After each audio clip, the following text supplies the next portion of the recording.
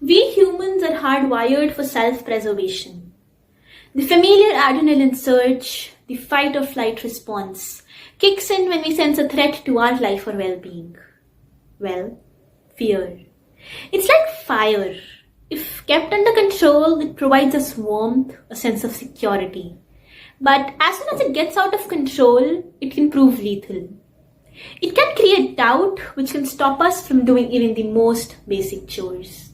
Now, if we spend our entire life living in doubt and fear, we would never actually live life and would only be coexisting with the rest of the world. So how do you control fear and actually live life? Before I answer this question, let me zoom in on what fear actually means. According to a dictionary, fear is an unpleasant emotion caused by the threat of pain, danger, or harm. In simple terms, it means to be afraid of something or someone. Everyone has different kinds of fears. Some fear heights, while some fear death. While some fear darkness. And some have fears that might seem trivial to us, but could be life-controlling for them. Among all these different kinds of fear, the source is common. Fear is generated by the amygdala or the lizard brain. It is at the back of our head near the brainstem and is about the size of a walnut. It helps you respond appropriately to threatening situations that could harm you. For instance, if we come across a lion in the wild, our first instinct is to run. That's our lizard brain at play. It's quick and reactive. It detects threat, generates fear, we run. But there's a slight glitch to this system. The amygdala doesn't know what's good for us and what is not. Sometimes the fear generated is unnecessary and causes more caution than the situation calls for. Imagine a situation where you have an interview scheduled and you're outside their office waiting for them to call you in. But you're really nervous and afraid.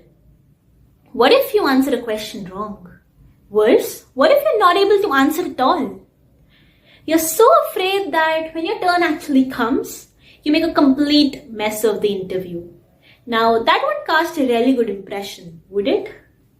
And an even bigger question, was so much fear actually needed? I don't think so. So how do you overcome fear?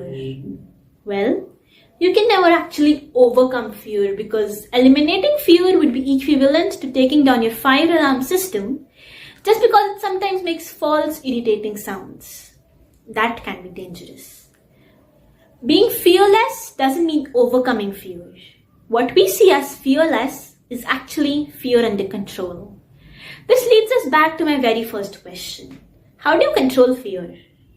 You don't need some rocket science or some superpower to control fear. All you need is a little self-reflection and figuring out what your actual fear is. Because unless you know what you're afraid of, you cannot keep it under check. Are you afraid of heights? Afraid of being high up in the air without any solid ground under your feet? Or is it the thought that what will happen if I fall from this height is what scares you? Are you afraid of darkness or what may lay within it? Are you afraid of death or of the thought that no one will notice your absence? Are you afraid of public speaking or of rejection and embarrassment? Feeling fear is neither abnormal nor a sign of weakness.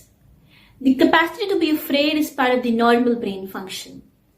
One should look seriously into it only when it starts to dominate our life. And when it does, one should take steps to control it. And remember, controlling fear is an ongoing process. You cannot control your fear in just one day or 1 week. It takes years and a lot of practice. But refuse to reject your fears and stop struggling with them. Don't let your fears be in control. Instead, learn to use your fears to surf the waves of life, because they too are a part of what makes you whole. Nelson Mandela rightly said, "The brave man is not he who is afraid, but he who conquers his fear." Courage is not the absence of fear, but the triumph over it. So figure out your fear and take small steps towards mastering the art of controlling fear. And remember, fear can be as much an ally as an enemy. The choice is yours. You want your fear to be your best friend or your worst enemy. Thank you.